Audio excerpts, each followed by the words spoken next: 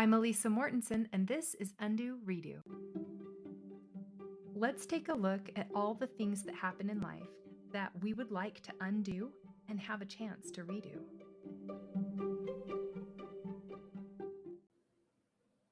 Hello to my friends. I haven't checked in with you guys in a little bit, so how are you all doing? What are your top emotions lately? Are you aware of them?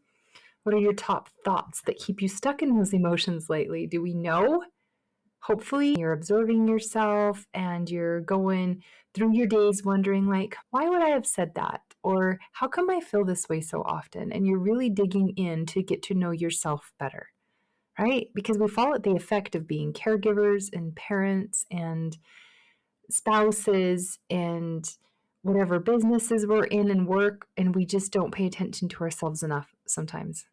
And most of the time, right? And then we just fall to the effect of our stress. So check in with yourself. What do you need right now? What would help you feel much better if you implemented some routine? If you maybe just sat and took 5 minutes to breathe and regrouped? What do you need right now? What needs your attention? If you're feeling a bunch of negative emotion, something needs your attention. Okay? I've been loving this fall season, and I have a session right now with the UndoRedo course that I put on. If anyone feels left out, get on the wait list for the next session. But the people and the members of class, they are willing to try new approaches to get new results in their life, and they're kind of over having so many issues, so many problems, and feeling so much tension and emotion and issues in their life. They're over it. So they're digging in and they're reaching new depths within themselves. They're having more resolve to finding their solutions. And they're seeing how often their own hand is in each one of the problems they're facing, which is the hardest part.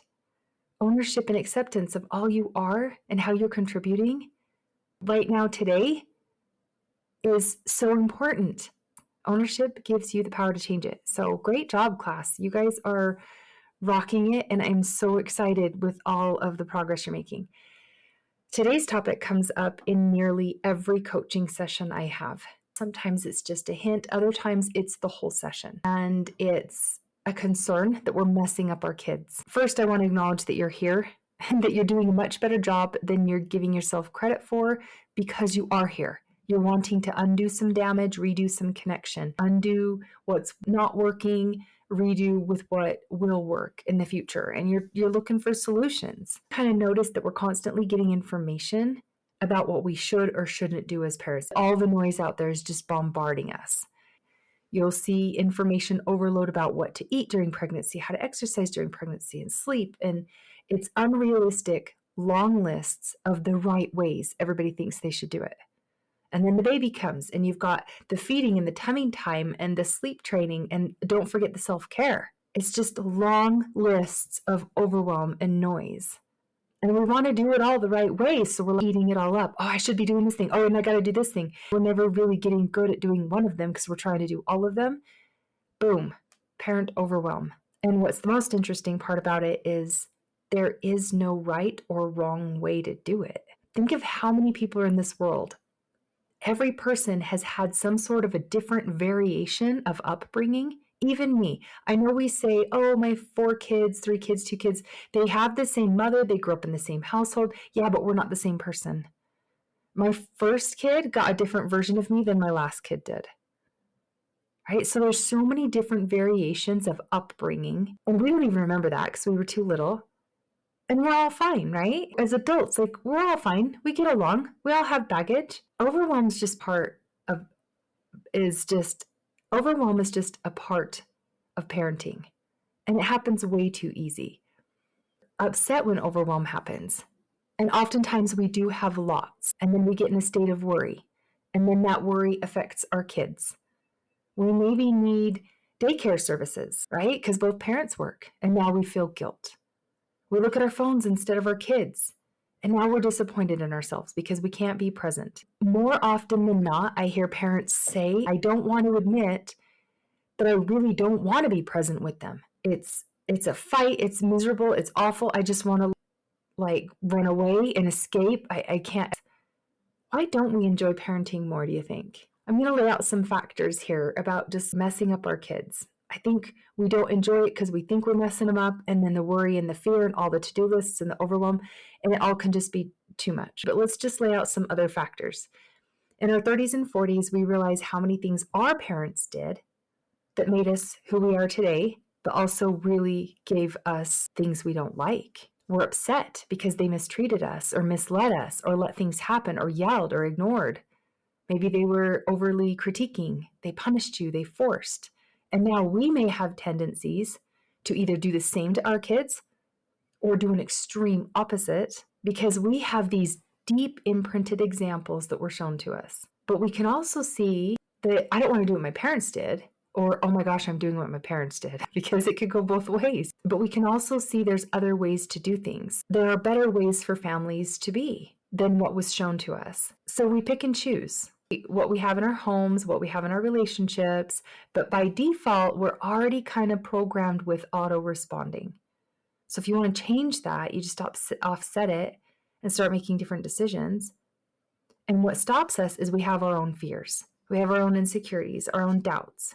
Maybe it's because what we've been told about ourselves, like, oh, you're just dramatic. Now we just think we're dramatic until we die, or we change it. We decide we're not dramatic, that we're actually going to get a handle on our minds and our emotions, and we're going to do what it takes to figure it out. Maybe it's how we perceived ourselves based on how we were treated. Like maybe people never listened to you.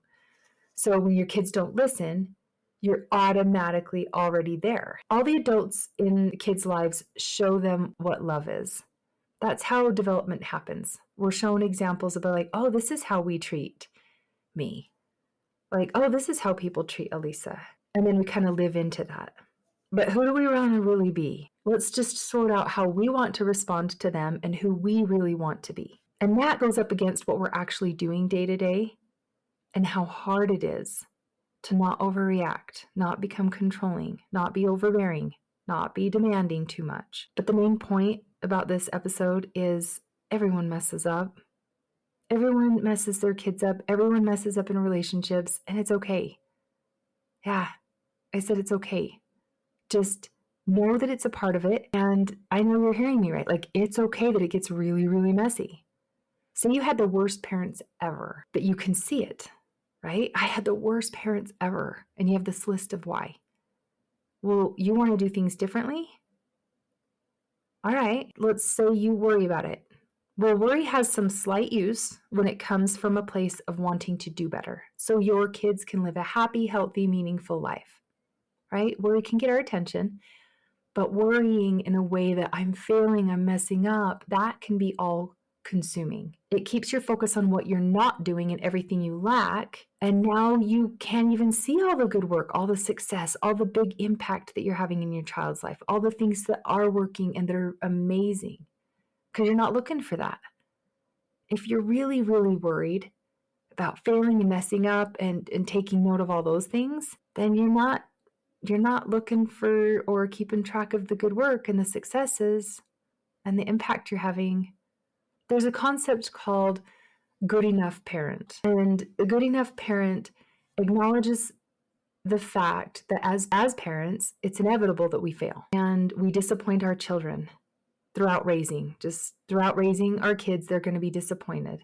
Like we're going to hurt them. It's going to go bad sometimes in small ways and large ways. And the good enough parent concept says this is how they gain resilience. By facing disappointments, they're meant to turn inward to themselves for self-regulation.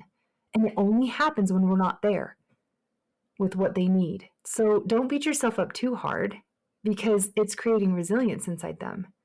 We want for them to be resilient, right? And self-regulate. Yeah. So that's an important component to kind of get off your own back and let go of worry a little bit. Humans are so amazing and we can adapt. We are very resilient by nature. The healthiest of homes are not when there's perfection, but instead just a solid foundation with basic needs. The basic needs are met and they're taken care of. And they're a little bit different. The basic needs are shelter, food, talking regularly, but taking care of them, really taking care of them, seeing, hearing, listening them, having more compassionate kindness and forgiveness can only happen when you do that for yourself.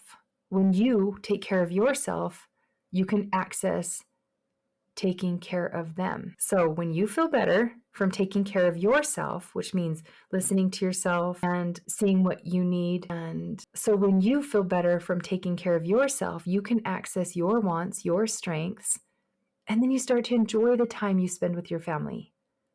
Imagine if everyone saw mom enjoy the time that you spent with the kids more. It gives them more of a sense of being taken care of when you're enjoying the time you have with them. You're enjoying your evenings, you're enjoying the bedtime routine and the morning getting out the door.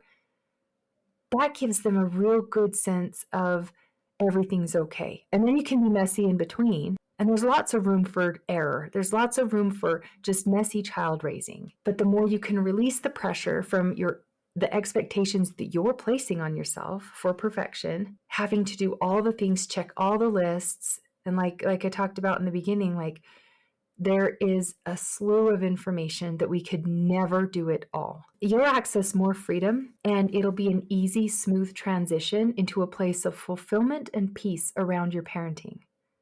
Not all the time, you can get messy, but there will be more peace and more fulfillment.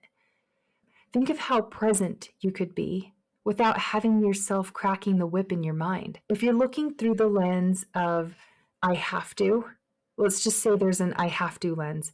It's constantly just heaping tasks onto yourself until you hit overwhelm. We're causing this for ourselves. We all know what it sounds like. I have to get this done. I have to make this. I have to find time. I have to take the kids. I have to be better at that. I have to finish this. It's a have to list. There's a little, I don't like tips and tricks, but there's an approach as though you chose it. I choose to get this done. I choose to see how fast I can do this.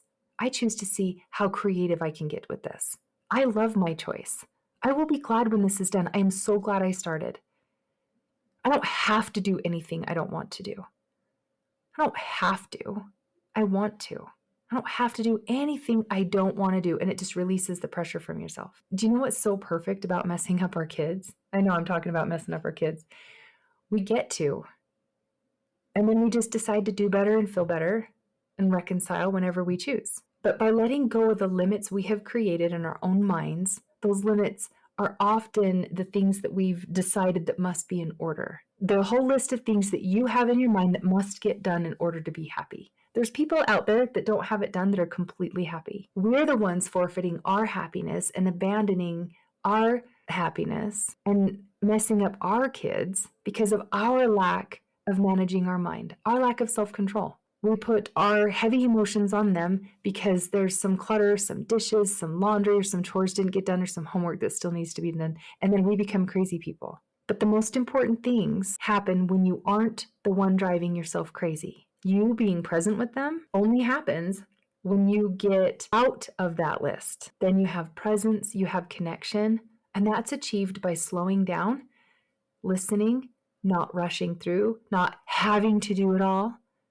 but choosing to be in the moment and using a better, positive, more constructive energy to get what you want instead a negative doomsday, everybody's going to die unless I do this, like mom's going to be crazy. And not having to have it done, but everybody choosing to get it done for this happier place to be. So go keep messing up your kids. I give you all the rights to keep messing up your kids, because apologizing and then messing up again, and then repeating it, so they learn the process of coming back together.